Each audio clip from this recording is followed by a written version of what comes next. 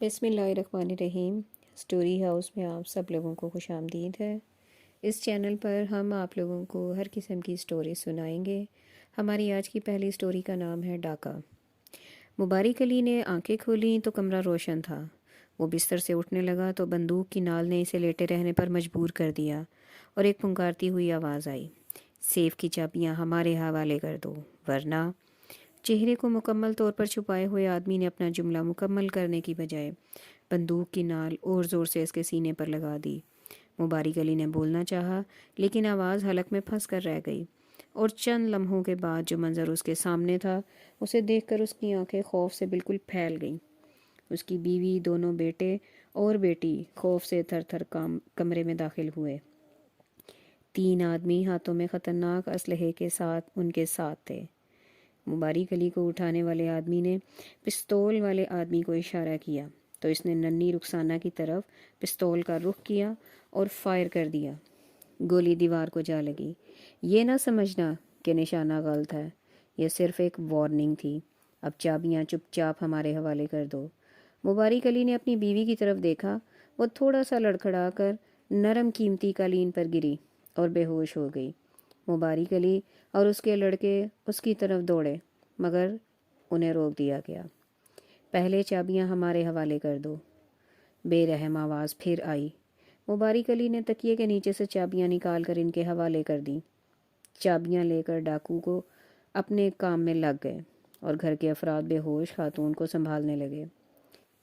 कोठी की पिछली जानिब सर्वेंट क्वार्टर में लेटे नाजी की आंखों से नींद बहुत दूर थी। आज बाज़ार से आइसक्रीम देर से लाने पर नवीद ने इसकी जो दुर्गत बनाई थी उसका एक एक लम्हा उसे याद था। वो सोच रहा था कि आखिर नवीद का इसमें क्या कारनामा है कि वो मुबारिक अली जैसे अमीर के घर पैदा हुआ, और अगर उसने गरीब के घर में जन्म लिया है तो उसमें उसका क्या कसूर। हर छोटी बड़ी बात पर इसे गुर्बत का ताना क्यों दिया जाता है। जब वो उस घर में नया नया आया था तो सोचा करता था कि मैं इन तमाम बच्चों से उम्र में बड़ा हूँ, लेकिन सब मुझे तू कहकर पुकारते हैं। क्या सिर्फ इसी बड़े की इज़्ज़त करनी चाहिए जो अमीर भी हो। लेकिन एक अरसा गुजरने के बाद वो बहुत सारी बातों का आदी हो चुका था। बस जब बिला वजह इसकी पिटाई की जाती या बेइज्जती की जाती तो इसके तमाम ज़ख्म हरे हो जाते। आज नवीद ने इसे बिला वजह थप्पड़ मारा था और वो उसको भुला नहीं पा रहा था। इस तरह के हर मौका पर वो सोचता कि अब इसके साथ कोई ज़्यादती की गई तो वो मुलाजमत छोड़ देगा, लेकिन उसकी गुर्बत उसे अपना ये फ़ैसला हर अगली ज़्यादती तक टाल देने पर मजबूर कर देती। आंखों में आंसू लिए वो उन्हीं सोचों में गुम था कि उसे गोली चलने की आवाज़ सुनाई दी। वो फ़ौरन कमरे से निकला। पूरी कोठी में सिर्फ मुबारिक अली का बेडरूम रोशन नज़र आया। वो दबे पाँव उसकी तरफ चल दिया। कमरे के करीब पहुंचकर इसे बच्चों के रोने की घुटी घुटी आवाज़ें सुनाई दी। उसके कदमों की रफ्तार तेज़ हो गई। जब उसने दरवाज़ा खोलने के लिए हाथ बढ़ाया तो कमरे के अंदर से आने वाली एक गरजदार आवाज़ सुनकर इसका बढ़ा हुआ हाथ रुक गया। इन्हें चुप कराओ वरना इस बंदूक की गोलियां इन्हें हमेशा हमेशा के लिए चुप करा देंगी। नाजी कुछ लम्हे बुत बना खड़ा रहा। जब सूरत हाल इसकी समझ में आई तो उसके दिल में पहला ख्याल ये आया, दौलत पर गरूर की सज़ा मिल रही है। जब सब कुछ लूट कर ले जाएंगे तो देखूंगा अपनी अमीरी पर कैसे इतराते हैं। मगर अगला ख्याल आया जो इसके दिल में बिल्कुल मुख्तलिफ था। इन्हें खुदा ने दौलत दी लेकिन वो उसकी आजमाइश पर पूरा ना उतरे।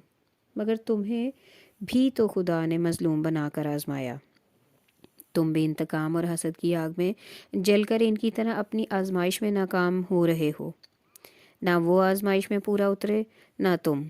आखिर फ़र्क ही क्या रहा इनमें और तुम में। नाजी ने अपने ज़मीर के आगे सर झुका दिया। वो धड़कते दिल के साथ उस कमरे की तरफ चल पड़ा जहाँ टेलीफोन रखा था और कोई आवाज़ पैदा किए बगैर टेलीफोन तक पहुँचने में कामयाब हो गया।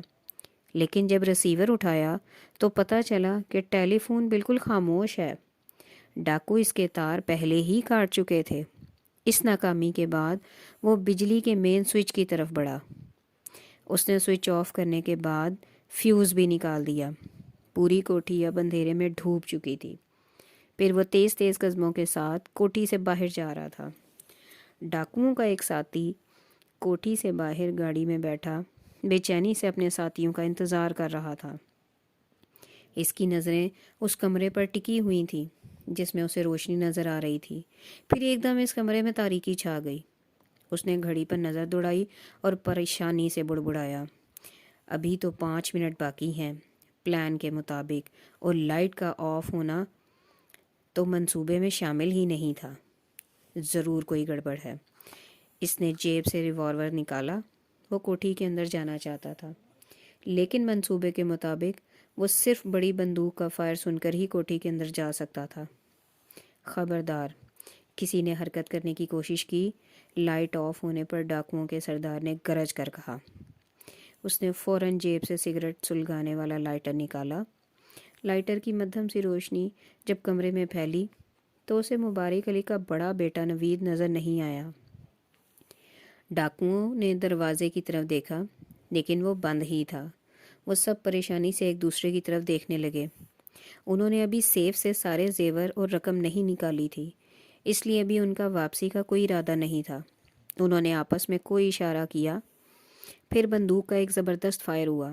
فائر کی آواز سن کر صوفے کے پیچھے دبکا ہوا نوید باہر نکلا اور جا کر اپنے باپ سے لپٹ گیا۔ وہ کانپتے ہوئے بولا، ابو، مجھے اندھیرے سے ڈر لگ رہا ہے۔ ڈاکوؤں کا سردار غصے کے عالم میں نوید کی طرف بڑھا اور ایک زوردار تھپڑ اس کے منہ پر رسید کیا۔ نوید بلبلاتا ہوا گر پڑا۔ باقی ڈاکوؤں نے اپنی بندوقیں گھر کے دوسرے افراد کی طرف سیدھی کر رکھی تھیں تاکہ کوئی حرکت نہ کرے۔ وہ اب اپنے ڈرائیور کا انتظار کر رہے تھے۔ ناجی دبے پاؤں کوٹھی کے گیٹ پر پہنچا۔ باہر نکلنے سے پہلے وہ دیکھنا چاہتا تھا کہ ڈاکوؤں کا کوئی ساتھی تو گلی میں نہیں ہے۔ کوٹھی کی بائیں نکڑ کے قریب اسے ایک کار نظر آئی۔ اتنی رات گئے بغیر کسی لائٹ کے کسی کار کا اس طرح کھڑے ہونا ناجی کو یہ سمجھانے کے لیے کافی تھا کہ یہ گاڑی ڈاکوؤں کی ہی ہو سکتی ہے۔ وہ دروازے سے چپکا ابھی کار کو دیکھ ہی رہا تھا کہ بندوق کے فائر کی آواز بلند ہوئی۔ اس کے دل کی دھڑکن مزید تیز ہو گئی۔ اتنی بات تو وہ سمجھ ہی رہا تھا کہ گھر والوں نے کچھ کام دکھانے کی کوشش کی ہے۔ پھر اچانک ایک دوسرا خیال اس کے ذہن میں آیا، اگر کار میں ڈاکوؤں کے ساتھ ان کا ساتھی موجود ہوئے تو وہ مدد کے لیے اندر ضرور آئیں گے۔ وہ ابھی اسی خیال میں تھا کہ اسے باہر ایک سایہ حرکت کرتا ہوا نظر آیا۔ ناجی فوراً لان کی طرف دوڑا اور ایک بڑے سے پودے کے پیچھے دبک کر بیٹھ گیا۔ تھوڑی ہی دیر بعد ایک سایہ گیٹ کے قریب سے دیوار پلانٹ کر کوٹھی کے اندر کودا۔ وہ سیدھا اس کمرے کی طرف جا رہا تھا جہاں پہلے روشنی تھی۔ ناجی نے سوچا، کیوں نہ وہ کیاری سے اینٹ اکھاڑ کے اس کے سر پر پھوڑ دے۔ یہ خیال آتے ہی اس نے اینٹ پر زور آزمائی شروع کر دی، مگر اس کے اینٹ اکھاڑنے سے پہلے سایہ اس کی نظروں سے غائب ہو چکا تھا۔ وہ کچھ دیر وہیں دبکا رہا۔ 1-2 منٹ کے انتظار کے بعد وہ گیٹ کی طرف بڑھا، لیکن یہ سوچ کر قریبی دیوار کی طرف بڑھ گیا کہ گیٹ کھولنے سے آواز پیدا نہ ہو گئی ہو۔ اس نے دیوار پھیلاندی اور کار کی طرف بڑھا۔ وہ کار کے ٹائروں سے ہوا نکالنے کی کوشش کرنے لگا۔ ڈرائیور نے گھر کا دروازہ کھولنے کے بعد اپنے منہ سے رات کو بولنے والے ایک کیڑے کی آواز نکالی۔ تھوڑی دیر کے بعد اس کا ساتھی اس کے پاس آیا اور اسے اس کمرے میں لے گیا جہاں تمام لوگ موجود تھے۔ اسے دیکھتے ہی سردار نے پوچھا، فائر کی آواز زیادہ تو نہیں تھی؟ کافی تھی، لیکن اتنی نہیں کہ سوئے ہوئے لوگ جاگ جائیں۔ لیکن اس کی ضرورت کیوں پڑی اور لائٹ کیوں آف ہے؟ سردار نے اس کا جملہ کاٹا اور بے صبری سے پوچھا، تو کیا باہر لائٹ ہے؟ ہاں، بالکل ہے۔ اس کا مطلب ہے کہ گھر میں کوئی اور بھی ہے اور اسے ہماری موجودگی کا علم ہے، ایک ڈاکو نے پریشانی سے کہا۔ ڈاکوؤں کے سردار نے مبارک علی کو دھکا دے کر گرایا اور بندوق اس کی گردن پر رکھ کر انتہائی خون خوار لہجے میں بولا، جلدی بتاؤ گھر میں اور کون کون ہے؟ وہ لڑکا، ہمارا نوکر ناجی، اور کوئی نہیں ہے، اس نے تھوک نگلتے ہوئے بولا۔ تمام ڈاکو ایک دوسرے کی طرف دیکھنے لگے۔ پھر اچانک سردار کے ذہن میں کوئی بات آئی۔ اس نے اپنے ساتھیوں کو حکم دیا، انہیں غسل خانے میں بند کر دو۔ اس کام سے فارغ ہو کر اس نے اپنے ساتھیوں سے کہا کہ وہ سب چھپ جائیں اور بالکل شور نہ کریں۔ تھوڑی دیر کے بعد غسل خانے میں سے شور کی آوازیں آنے لگیں۔ بچاؤ، کوئی ہے، ڈاکو! گھر والے دروازے کو زور زور سے پیٹنے لگے تھے۔ ڈاکو بھی یہی چاہتے تھے۔ ان کا خیال تھا کہ اگر کوئی اور گھر میں موجود ہوا تو وہ یہ آوازیں سن کر ضرور مدد کو پہنچے گا، وہ اسے قابو میں کر لیں گے۔ ان کی ترکیب بلا شبہ بہت اچھی تھی، لیکن ناجی اس وقت گھر سے باہر کسی اور کام میں مصروف تھا۔ ناجی نے گاڑی کے ٹائروں سے ہوا نکالنے کی پوری کوشش کی، لیکن اسے کامیابی نہ ہوئی۔ مایوس ہو کر وہ کوئی اور ترکیب سوچنے لگا۔ سوچتے سوچتے اس نے گاڑی کے اگلے دروازے کے ہینڈل پر ہاتھ رکھا تو دروازہ کھل گیا۔ پھر جب اس نے دیکھا کہ ڈرائیور چابیاں گاڑی ہی میں چھوڑ گیا ہے تو اس نے لپک کر چابیاں جیب میں ڈالی اور ساتھ والی کوٹھی کی طرف بھاگ اٹھا۔ وہاں پہنچتے ہی اس نے گھنٹی پر انگلی رکھ دی۔ وہ گھنٹی کو وقفے وقفے سے دباتا رہا۔ 3-4 منٹ کے بعد اس نے کسی کے قدموں کی آواز سنی، پھر اکتائی ہوئی آواز سنائی دی۔ کون ہے اس وقت؟ ناجی نے آواز پہچان لی۔ یہ اس گھر کے چوکیدار ریاض کی آواز تھی۔ ناجی نے کوئی جواب نہ دیا اور اسے دروازے کے قریب آنے دیا۔ جب چوکیدار نے دوبارہ ذرا اونچی آواز میں اپنا سوال دہرایا تو اس نے سرگوشی کے انداز میں کہا، میں ناجی ہوں چچا ریاض، ہمارے گھر میں ڈاکو آ گئے ہیں، جلدی دروازہ کھولو۔ چوکیدار ریاض نے دروازہ کھولا اور ناجی نے ساری بات 2 جملوں میں بتا دی۔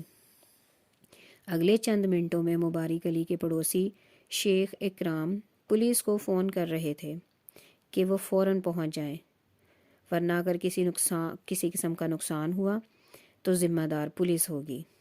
غسل خانے سے مسلسل شور کے باوجود جب کوئی بھی مدد کو نہ پہنچا تو ڈاکوؤں کو یقین ہو گیا کہ اب وہ خطرے میں ہے۔ انہوں نے فوراً واپسی کا فیصلہ کیا۔ گھر کے افراد کو اسی طرح بند چھوڑ کر وہ باہر گلی میں پہنچے۔ چابیاں نہ پا کر ڈرائیور کے چہرے پر ہوائیاں اڑ گئیں۔ وہ خوف سے لرزتی ہوئی آواز میں بولا، باس، میں چابیاں گاڑی میں چھوڑ گیا تھا، لیکن وہ چابیاں یہاں نہیں ہیں، کوئی لے گیا ہے۔ باس کے علاوہ تمام ڈاکو ڈرائیور پر برس پڑے۔ باس نے اسے خونخوار نظروں سے گھورنے کے سوا کچھ نہ کیا۔ اس نے اپنے ساتھیوں کو خاموش رہنے کا حکم دیا۔ باس، کیوں نہ ہم مبارک علی کی گاڑی لے جائیں؟ ڈرائیور نے تجویز پیش کی۔ سب نے اس تجویز کو مان لیا، لیکن اسے گالیاں پھر بھی ملتی رہیں۔ غسل خانے سے ابھی بھی شور اٹھ رہا تھا۔ مبارک علی اور نوید ناجی کو سخت کوس رہے تھے کہ پتہ نہیں وہ کہاں مر گیا ہے، ان کی مدد کو کیوں نہیں پہنچ رہا۔ ڈاکوؤں نے پہلے چابیاں خود تلاش کرنے کی کوشش کی، لیکن جب انہیں ناکامی ہوئی تو انہوں نے مبارک علی سے کہا کہ اگر وہ انہیں اپنی گاڑی کی چابیوں کی جگہ بتا دے تو انہیں غسل خانے سے باہر نکال لیا جائے گا۔ مبارک علی ان کی باتوں میں آ گئے اور چابیوں کی جگہ بتا دی۔ معلوم نہیں پولیس ابھی تک کیوں نہیں آئی، شیخ اکرام نے کہا اور دوبارہ فون کیا۔ انہیں بتایا گیا کہ پولیس کی ایک گاڑی ان کے قریب ہی گشت کر رہی تھی۔ اسے وائرلیس پر اطلاع دے دی گئی ہے، وہ بس پہنچنے ہی والے ہوں گے۔ ناجی اور چوکیدار ریاض گیٹ سے لگے ڈاکوؤں کے باہر آنے کا انتظار کر رہے تھے۔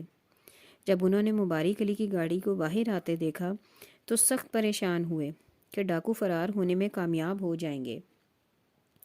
گاڑی باہر آتے ہی تیز رفتاری سے سڑک پر بھاگنے لگی، لیکن ایک دم سامنے سے ایک اور گاڑی کی لائٹیں روشن ہوئی، پھر فائرنگ کی آواز سارے علاقے میں گونج اٹھی۔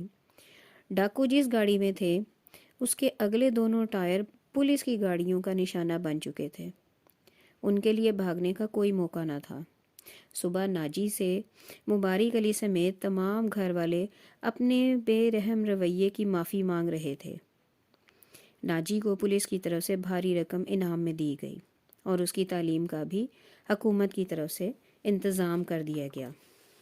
یہ تھی ہماری آج کی پہلی کہانی ڈاکا، جو کہ بڑی خوبصورتی سے نعیم احمد بلوچ صاحب نے لکھی ہے۔ مزید اسی قسم کی اور سٹوری سننے کے لیے ہمارے چینل کو سبسکرائب کیجیے، بیل آئیکن کو ضرور پریس کیجیے تاکہ آپ کو مزید آنے والی سٹوریز کے نوٹیفیکیشن ملتے رہیں۔ دعاؤں میں یاد رکھیے گا۔ اللہ حافظ۔